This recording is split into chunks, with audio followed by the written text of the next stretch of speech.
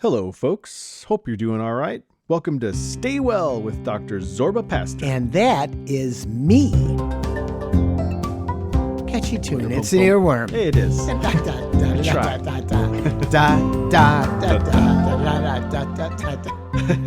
All right, I'm Karl Christenson. I'm sitting across the desk from the one and only Dr. Zorba Pastor. He's right there. I am here. He's a real person. I am real. Yeah. I'm not on Zoom Nope. with Karl. I'm not on Zoom. No, we're in a room I'm not together. on Zoom with them either. We're in the studio doing the podcast. We are in the studio. And we have a big show. Let's talk about what we're going to do. We're going to look at new research on how drinking may cause a higher risk for stroke. Yeah, it's a real issue. Yeah, right. That sounds a little dangerous. Right. We'll take a listener phone call, some listener voicemails. Zorba will answer a listener email. We're going to hear from my mom, who's going to tell a mom joke. Course. Zorba loves those. And Zorba's going to dig into some quackery on our Quack Tales segment. Quack. This one is truly bizarre. Quack. You're going to love this one. Quack. Quack, quack, quack. Can I add some effects to that, or should we just leave that dry? The phone number to call anytime if you have a question for the good doc is 608-492-9292. That's 608-492-9292. We love hearing the calls. I love answering the calls, either live on the air or not live on the air. So when you call, I will answer. Not 24/7. We don't have a huge Believe team me, here. we don't have a huge thing. It's just us. So, let's get right into it, Zorba. Tell us about this new study that found heavy drinking has been linked to brain bleeding. Okay, so this is an important part. So strokes are bad. Which is brain We know bleeding, that. right? Is that? Well, we'll talk about brain bleeding, but Okay. strokes, that's part of strokes. There's a thrombotic stroke where thrombus goes in, a little thing, and clogs you. Embolic strokes where a little ball of something like cholesterol comes from somewhere else and clogs an artery. And then there are hemorrhage strokes where you bleed into your brain. Now, a lot of hemorrhage strokes come from trauma, fall down, hit your head, get a hemorrhage stroke. That actually comes from blood thinners that are in you, fall down, hit your head, and it bleeds. But a number of them just come out of the blue. And so this was a very good study. So some studies are good, some studies are very good. This is a very good study. Mass General, that means it's Harvard-based, Mass General, Brigham, really good researchers, 1,600 patients who were admitted to Mass General between 2003 and 2019. Okay? Mm-hmm. And what they found, and first of all, these are older people from the age of 64 to 75. That was their group, more likely to get stroke. About 7% of the patients who had brain bleed were consuming 3 or more drinks a day, compared to less than 1% who weren't drinking at all. So the brain bleeds were much higher in the drinkers. 7% might not seem like a lot, but if it happens to you, it's 100%. Now, if it's 3 or more drinks a day, actually was associated with it. Well, if you're drinking 3 drinks, a lot of people then are drinking actually 3 or more. So there were a lot of people who were drinking 4 or 5 or 6 drinks a day, which is really a lot of drinks. And there was even a higher level of brain bleeds for people who were drinking as little as 2 drinks a day. So I think we're coming to the fact that alcohol has some deleterious effects. So we know, obviously, prohibition, think about it. We tried to get rid of alcohol in society, and that didn't work. Right. 13 years of terrible stuff. We brought up the mafia, a bunch of other things, and then we came back to drinking. But younger people are drinking less and less. That's true. They're drinking less and less in restaurants, which is where their profit is. If you go into a grocery store, you will now see good non-alcoholic beer, which actually tastes like beer, IPA type beer. And it's non-alcoholic, so it tastes really, really good.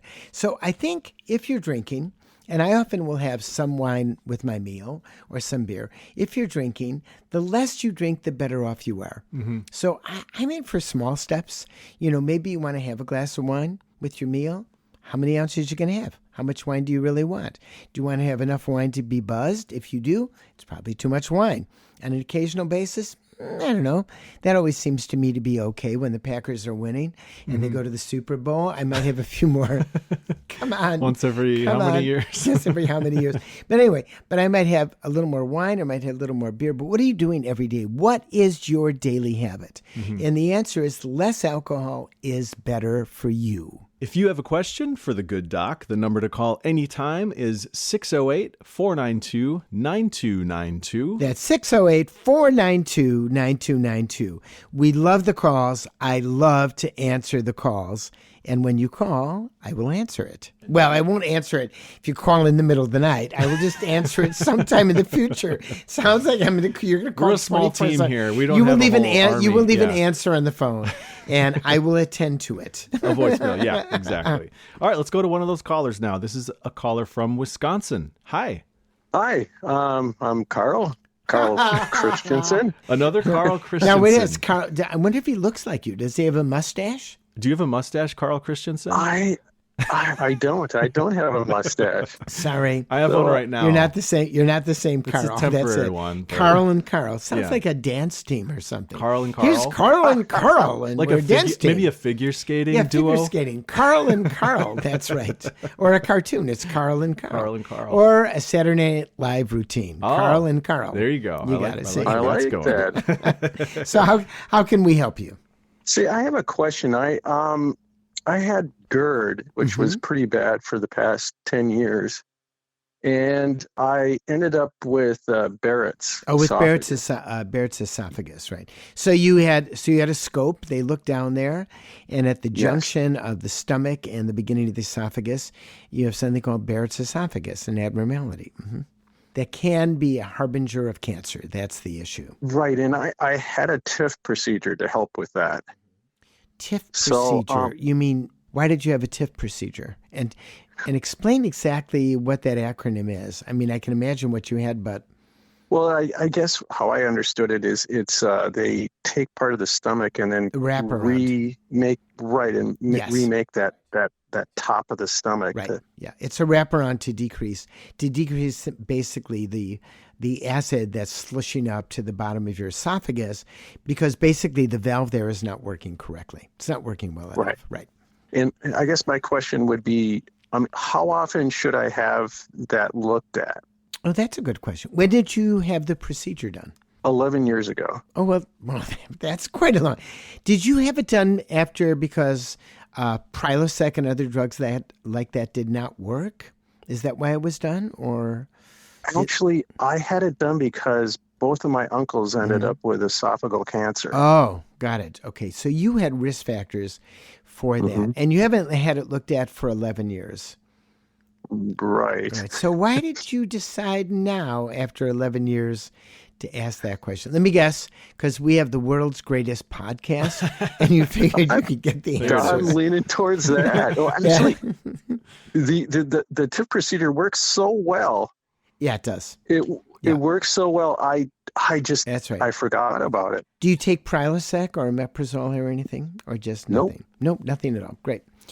I'd have it looked at again, because the issue is acid and Barrett seem to go together. So the reduction of acid with a proton pump inhibitor like Prilosec is something that is often prescribed. But you had a surgical procedure that kept it from going, and your symptoms went away. So I think after a decade, I'd have it looked at. I think that would make sense, because the real question is whether or not the acid itself is still going up there and changing the Barrett's. Now, let me tell you something. When you have this done, the gastroenterologist may say, well, I don't care if you had this procedure, you should still be on omeprazole. Well, that's a good question. Then if they say that, then your answer is, well, let me know what is the research that shows this. If I have a surgical procedure that shows, that's not showing any evidence of progression, isn't that good enough? And if they can't answer that question, I wouldn't take the omeprazole. In other words, if I didn't have symptoms at all, I would assume the surgical procedure is as good as the medication. But the gastroenterologist may say, no, I think you should be on this. I would say, where's the data? And if there's no data, I would stick with what you have, because you're symptom-free. But I think after a decade, it's a good idea. Now, let me ask you another question. Are you married? Yes, I am. Yes. So did your partner in marriage suggest that you have it done? Did she suggest this? Well, yes. Yes, she did. So. There's that laugh. Caught it. There's See? that laugh. Got it. All right. I gotta say, I love that laugh. I love it. Thanks. Well, it's real. It's really neat. Yeah, honestly, I think you have to like prescribe that every day. It should be medicine. I'll take 2. I'll take it twice daily. Thanks a lot. So, Zorba, I got to tell you something. Yeah. I screened this call. Yeah. Hence, I knew this was another Karl Christenson in Wisconsin. So he came up with this really funny idea since you're now prescribing laughter as the best medicine. And you've been doing that for years. Of course. Laughter is, because you prescribed something, I now have to play a legal disclaimer for Zorba's laugh if we were to bottle Zorba's laugh. Can I play the legal disclaimer? I got it. Okay. I'm game. Imagine you're prescribing your own laugh for medicine. This is for 2 Karl Christians. Yeah. That's right. Okay. It goes something like this. Zorba laughs may cause joy, happiness, endorphin rush, positive outlook, good karma, positive thoughts, hugs become free, increased giddiness, improved mustache growth, uncontrolled smiling, an autobahn to happy town, bubble baths become more meaningful. Grammar and pronunciation cops should avoid prolonged exposure to Zorba laughs. Zorba laughs should not be touched, inhaled, or looked at. Zorba laughs may stick to certain types of skin. If Zorba laughs begin to smoke, get away immediately. Seek shelter and cover head. Do not taunt Zorba laughs. Ingredients of Zorba laughs include an unknown glowing green substance which fell to Earth, presumably from outer space 35 years ago. Results may vary. Do not take if you're allergic to Zorba laughs. That's really good. I love that. That is so good. That is so good. Thanks. Oh, man. Thank you, Karl and Karl. Thank you, Karl and times 2. The comedy team of Karl and Karl Christensen. Oh, that's great. All right. Well, thanks a lot. Thank you. Thanks for your call. You're getting a lot of free medicine here with this laughter. That's right. It's all over. Okay. Thanks. Oh, that's so funny. All right. Thanks so much, Karl Christensen from Wisconsin. Appreciate it. And thank you. Yes. Take care. All right. Take care. Take care. All right. Bye-bye. Thanks so much for calling. 608-492-9292. You can call that number anytime. You can leave us a voicemail. You should do that. Why not, right? Absolutely. Zorba We love loves voicemails. calls. I love giving answers to this, and you can do it. So that's 608, the hotline. 608-492-9292. All right. And remember, you can email us at askdrzorba, spell it out, at gmail.com, and on Facebook. That's you can right. leave a message on Facebook. Yeah. And our website has all this stuff. drzorba.org, spell it out, drzorba.org. And we have other fun stuff on the website, too. Yeah. Lots of stuff to look at. All right, Zorba, let's do... Oh, yeah. You've heard of dad jokes. We've heard of dad jokes. That's right. That's right. Bring it on, the mom joke. This is mom jokes. I've got it. This is my mom. It's your mom. She recorded Her chance some to jokes. shine. She wrote some amazing zingers here. Let's go into that. This is mom jokes. Mom jokes. So Abbott and Costello both had a weird way of getting dressed in the morning. Apparently, they put their shoes on first. Oh, God. Abbott and Costello? Yeah, what was who's on first? who's that was on their first. big They put routine, their right? Shoes on first. Shoes yeah. on first? That was the See, routine. she's pretty Shoes on smart. first. She is pretty smart and historical. Historical. Yeah, they did Who's on First. You know what's funny about Who's on First? So my older brother, when he was in, I would say like 4th, 5th grade, he and a buddy for the talent show at school did the entire did the whole Who's thing? on First. Oh, really? And must have brought the house down. I mean, you would think so, because I That's right. remember like Yeah, for weeks right. and months him and his buddy That's right. rehearsing this Yes, thing, because it's yes. kind of long. Right. Yeah, it's long. very long. That's right. Who's on and First? they That's right. nailed it. Yeah. And I think the crowd liked it, but like looking back, Yeah. I think it went over a lot of kids' heads, like in an elementary school. I Oh, don't go think they with were it. getting it. Yeah, I were don't there think they were- adults there too? Yeah, oh yeah, the teachers I think were loving it. Yeah, the teachers love it. But I think the the kids were like, just following. Who's it first? and they were Yeah, dressed that's in right. like old school That's right. baseball Got it. suits That's and right. hats That's and right. shoes. Yeah, and he was ahead of the curve. way ahead. Is he still ahead of the curve? Good one. Yes, he is actually. He's actually a great pedal steel guitar player. Oh, ahead of the curve. You know, yeah. Yeah. See, I know you were trying to see, baseball joke you in got there. it. That's right. That's right. What were we talking Those are about? music jokes. Yeah, those are right? good music jokes. Let's do an email. Should we do that? Absolutely. Okay. Bring it on. Okay, let's do an email. This is from a listener, Stacy in Missouri, who writes, "Hello, Dr. Zorba and Karl. I've been meaning to ask this question for a long time, and when I heard your radio show is ending, I thought I'd missed my chance. Thank goodness your good work continues and I get a chance to put an end to my procrastination. So here's my problem. Cool. When I lay down to sleep for the night or even just a quick nap, I suddenly get very random itchy spots. I'll get snuggled up to my pillow or wife, and then my shoulder has an itch, or my nose, or my leg, or wherever. It's just always a random spot. I'll disturb her and myself to scratch the itch, get comfy again, and then bang, there's another one, but in a different random spot. Sure. I've tried my hardest to ignore it, but it's utterly impossible. Sure. By the way, it's not environmental. It happens anywhere and everywhere I may be sleeping. My bed, my couch, a hotel, family spare bedroom, the sleeping bag at a campsite, the window seat on a plane. He sleeps all over the place. He doesn't sleep around, though. He just sleeps all over the place. I sleep on the window, sleep on the... Be careful. He sleeps all over the place. There's other connotations. I did not say that. Be careful. If you can You sleep... did say that. Yes, you did. You said he sleeps all over the place. But no, I said he doesn't sleep all over the place. You're turning red Okay, right now. You're turning back red to the email, because you Zorba. know the connotation. Okay, what can I do? You're my only hope. Save He my sleeps sanity around. and my marriage. Oh, he said save my marriage, but that's about the itching. Sorry. I've got an answer. That's Your what you're skin, here for, right? Yeah, I'm here for the answers. His skin is probably dry. It's a dry issue. Really? So first of all, don't shower every day. Shower every other day. We shower too much. Do not use a deodorant type soap such as Dial or Zest because that dries out the skin. Go to Dove. Dove is the best thing to use.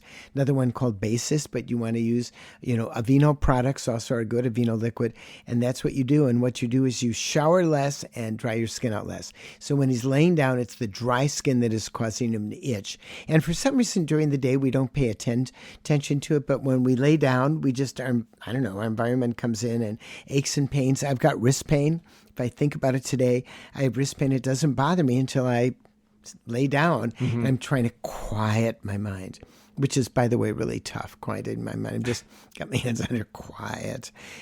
But when you're quiet, when you get into bed, what do you do when you get into bed? Do you snuggle into a... I don't read. I wish I should read more books, but I don't. Well, you don't have to read books. No, I put on a noise machine. Yeah, that helps because I have tinnitus. Yeah, because you want to sort of get out of the environment, and then basically you're aware of that. Dry skin is his problem. Clinky Cleaners is sponsoring this episode. Okay, Karl, what comes to your mind when I say the words Clinky Cleaners?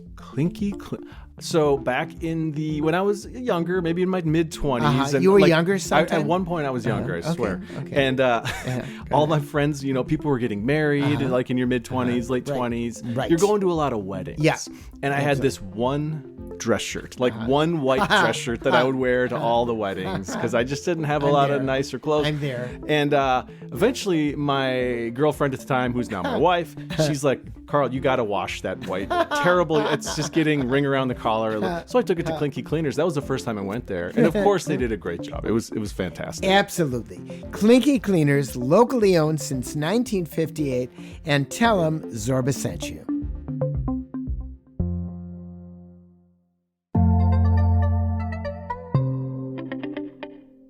Okay, Zorba, we are, as you know, a podcast. Yes. And you can review podcasts. Yes. You know that on Apple, Spotify, wherever you hear podcasts. You can leave a review. You can write a review. Some reviews? We do have some reviews. Oh, wow. New reviews came in, and we've talked about this before. And this is kind of the bait here is like, hey, leave us a review. Zorba might read them I'm on going to the read show them. Okay. or podcast, whatever we are. I got it. I haven't seen this. Okay. He hasn't seen these. Here From Rick Gregory.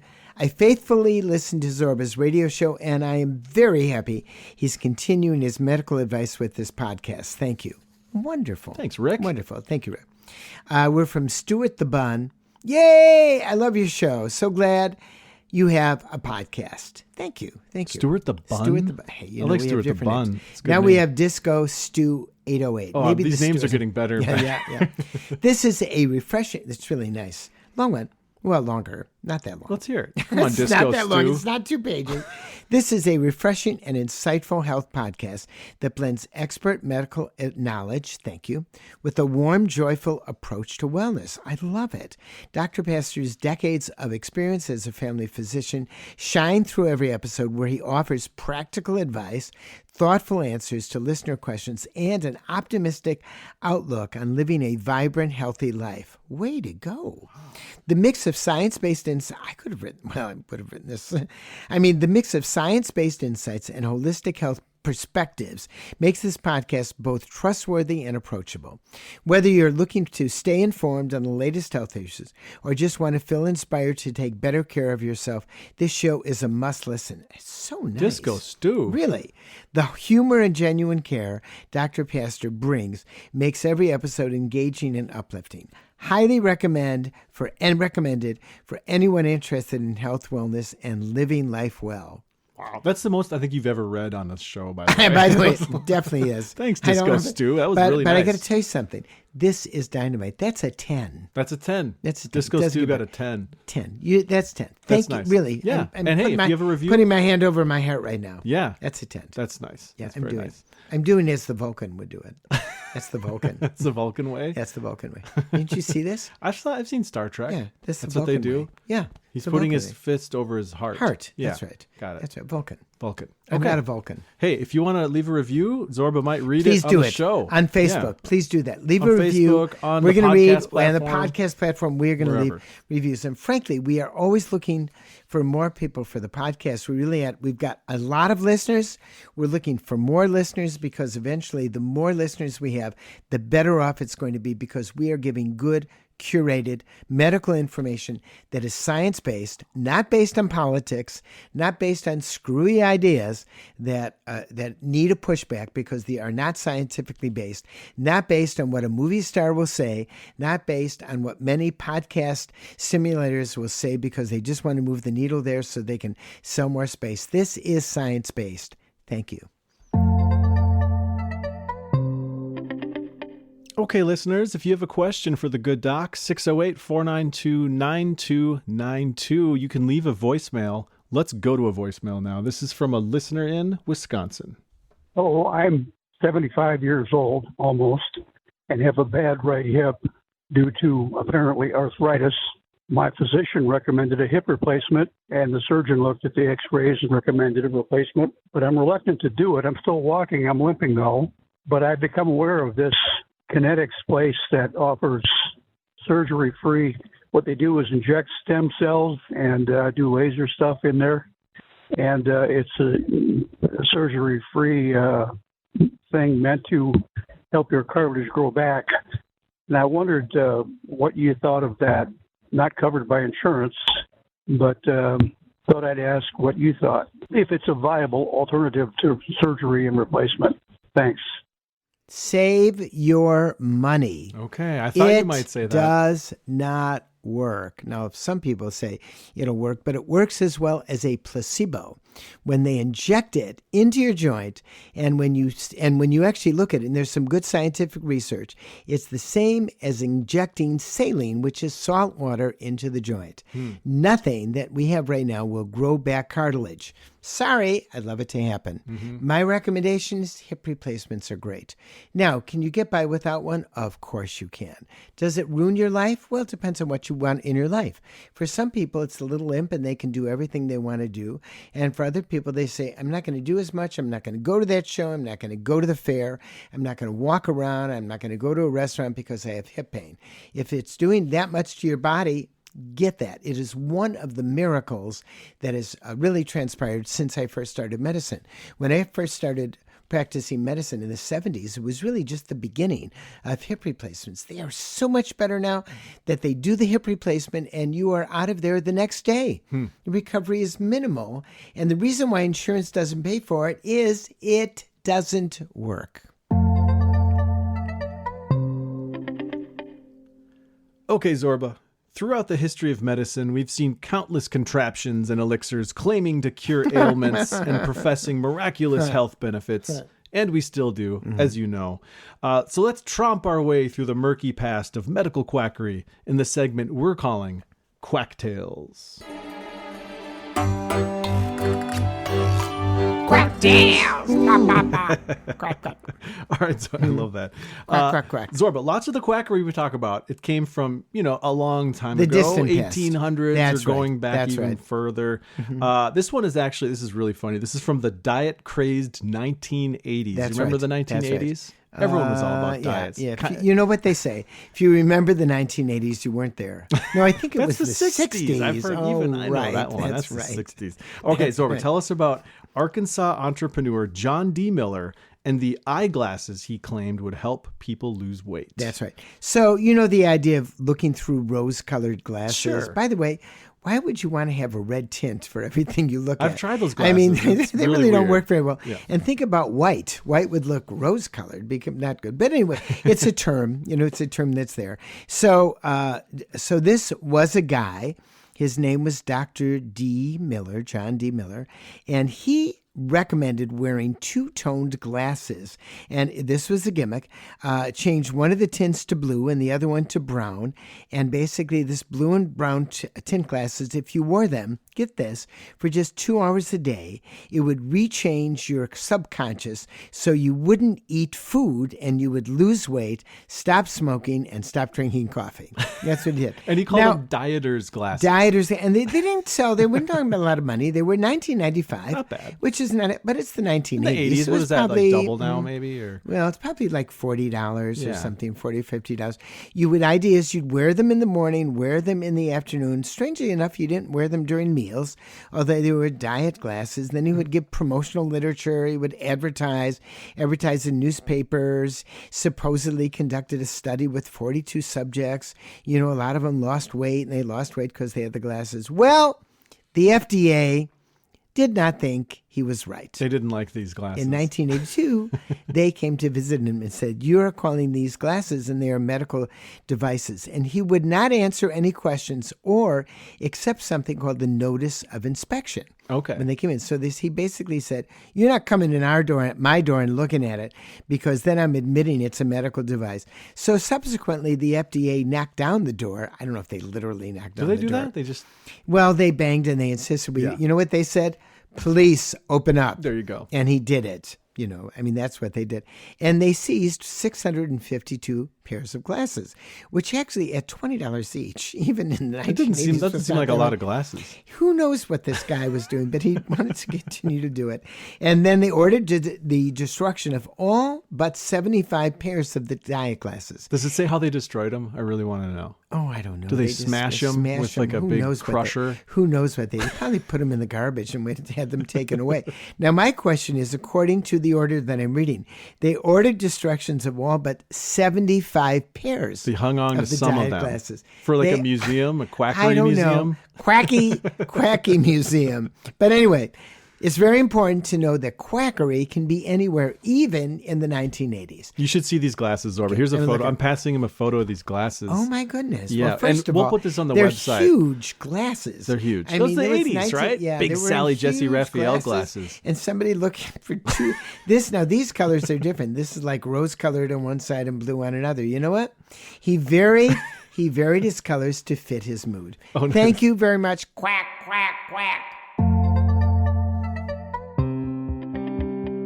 All right, Zorba, we learned a lot. We learned a lot today. What did we learn? We learned about drinking. We should probably drink less. Yeah. No one wants a stroke. Yes. No, that's right. Yeah, drink less. Helped out a caller. We heard a mom joke about Abbott and Costello. You helped out an emailer about who had probably some dry skin, some Dry itchiness. skin. Right. We read some right, reviews. right. We talked about hip Right. replacements as Right. And the things that have importance come of a it. long way. Absolutely.